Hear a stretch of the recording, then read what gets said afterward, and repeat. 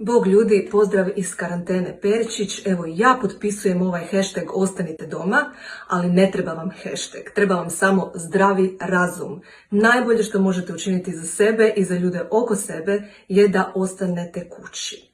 Karantena i ostanak kući ne znači sjest u auto i juri na more kod svoje druge kuće i slično. Znači, nemojte dolaziti iz Nizozemske, Belgije, Zagreba na more, tako ostanite doma, ostanite u karanteni tamo gdje jeste trenutno.